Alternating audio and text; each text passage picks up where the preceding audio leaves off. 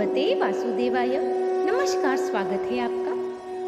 कार्तिक महीने की शुक्ल पक्ष की तिथि को देव उठनी एकादशी या प्रबोधिनी एकादशी कहते हैं।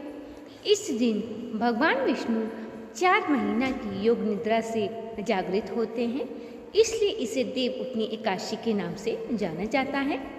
आषाढ़ शुक्ल पक्ष की देवशनी एकादशी को भगवान विष्णु क्षीर सागर में शेष स्नान पर 4 महीने विश्राम करते हैं। 4 महीने विश्राम के पश्चात देव उठनी एकादशी के दिन फिर सृष्टि के संचालन के लिए जागृत होते हैं।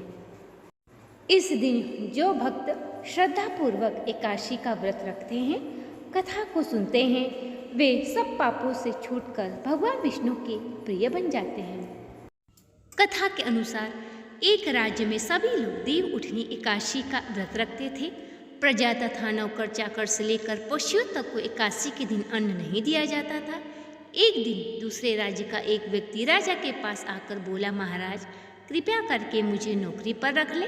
तब राजा ने उसके सामने एक शर्त रखी कि ठीक है, रख लेते हैं, किंतु रोज तुम्हें खाने को सब कुछ मिलेगा, पर एकादशी को अन्न नहीं मिलेगा।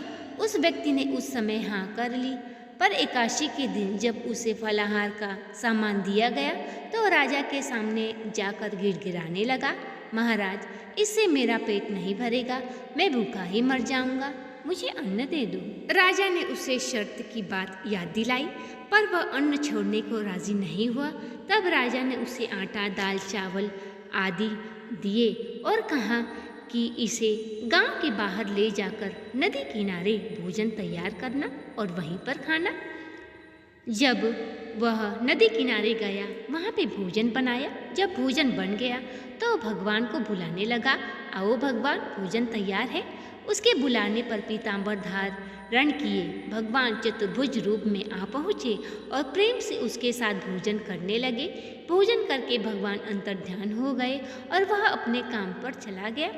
15 दिन बाद अगली एकादशी को वह राजा से कहने लगा कि महाराज मुझे दुगना सामान दीजिए। उस दिन तो मैं भूखा ही रह गया।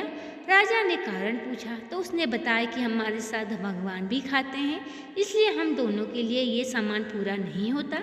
यह सुनकर राजा को बड़ा आश्चर्य हुआ। वह बोला, मैं नहीं मान सकता कि भगवान तुम्हारे साथ खाते हैं। मैं तो इतना पूजा पाठ करता हूँ, भगवान ने मुझे तो कभी दर्शन नहीं दिए। अब राजा ने कहा कि तुम झूठ बोल रहे हो, परंतु उसके कहने पर राजा ने उसे अन्न दुगना दे दिया। अब वह फिर एकादशी के दिन नदी किनारे गया, वहाँ पे भोजन बनाया और भगवान को पुकारने लगा। अब राजा ने सोचा कि मैं भी तो देखूं कि कौन से भगवान को यह भोजन कराता है। मैं तो इतना पूजा पाठ करता हूँ, परंतु भगवान ने मुझे तो कभी दर्शन नहीं दिए। अब वह छुप के झाड़ियों में से देखने लगा। तब उसने भोजन बनाया और भगवान को पुकारने लगा। भगवान को पुकारते पुकारते सुबह से शाम हो गई, परंतु भगवान नहीं आए। अब वह रोने लगा और कहने लगा कि हे भगवान, यदि आपने भोजन नहीं किया तो मैं अपने शरीर का त्याग कर दूंगा और इसी नदी में कूद के अपने प्राण त्याग दूंगा। अब भगवान ने जब यह सुना तो भगवान प्रकट हुए और उसके साथ भोजन ग्रहण किया। राजा यह सब झाड़ियों में से देख रहा था। राजा जाके उसके पैरों पे नतमस्तक होकर गिर गया कि तुम धन्य हो। इस प्रकार भगवान उसे अपने साथ वैकुंठ धाम में ले गए। अब राजा ने भी संकल्प किया कि मैं भी शुद्ध मन से व्रत उपवास करूँगा। अब राजा ने भी मन से व्रत उपवास किया और अंत में स्वर्ग को प्राप्त हुआ। अब आइए सुनते हैं ग्यारस माता की कथा। एक समय की बात है, सतयुग में मुर नामक दैत्य था। उसने अपने बल और पराक्रम से पूरे स्वर्ग लोक पे अपना आधिपत्य स्थापित कर लिया और देवताओं को वहाँ से भगा दिया।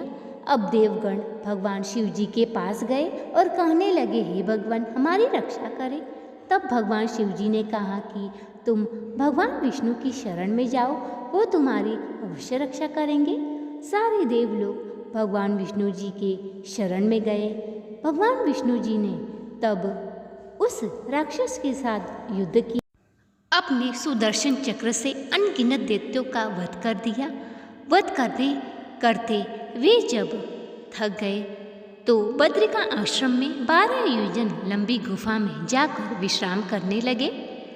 जब विष्णु भगवान जी विश्राम कर रहे थे तो मुर नामक दैत्य चुपके से आके और विष्णु भगवान पे प्रहार करने लगा। उसी समय विष्णु भगवान के शरीर से एक कन्या उत्पन्न हुई। उस कन्या ने उस मुर नामक दैत्य का वध कर दिया। जब विष्णु भगवान ने अपनी आंखें खोली तो देखा कि मुर नामक दैत्य का वध हो गया है। कन्या ने कहा कि हे विष्णु भगवान, मैं आपके ही शरीर से उत्पन्न हुई हूँ। तब भगवान विष्णु ने कहा कि तुम सारे तीर्थों में श्रेष्ठ और सारे व्रतों में श्रेष्ठ रहोगी। जो भी एकादशी का व्रत रखेगा वो चारों धाम के समान फल प्राप्त करेगा और मेरे वैकुंठ धाम में वास करेगा और मेरा सदैव ही प्रिय रहेगा। अब आइए सुनते हैं तुलसी माता की कथा। एक समय की बात है, एक गांव में एक बूढ़ी अम्मा रहती थी। वह सदैव कृष्ण जी की भक्ति किया करती थी और तुलसी जी को सींचा करती थी, परंतु वह केवल तुलसी माता से एक ही प्रार्थना करती। वह सदैव यही कहती कि हे भगवान, मीठा मीठा ग्रास दे, पीताम्बरी धोती दे, वैकुंठ में वास दे, चटक की चाल दे, पटक की मौत दे, कृष्ण का कांधा दे। अब यह सुनकर धीरे धीरे तुलसी जी सूखने लगी। तब भगवान कृष्ण ने पूछा कि हे तुलसी, तुम क्यों सूख रही हो?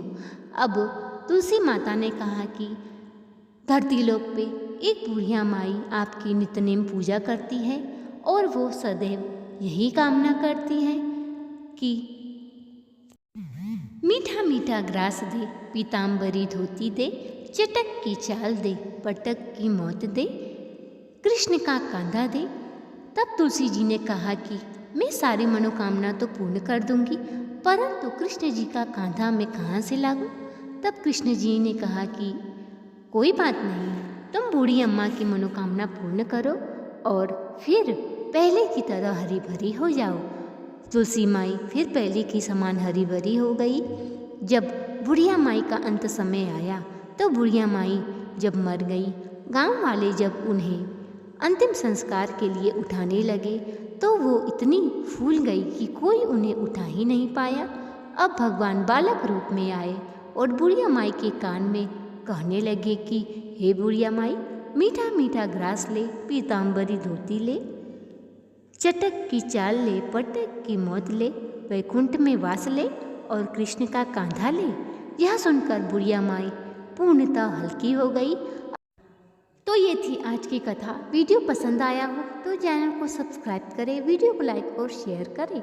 कमेंट बॉक्स में भगवान विष्णु जी का जयकारा लगाएं। ऐसे वीडियो देखना आपको पसंद है तो इस चैनल को सब्सक्राइब कर बेल आइकन को ज़रूर प्रेस करें। मिलते हैं अगली वीडियो में अगली कथा के साथ। तब तक के लिए नमस्कार।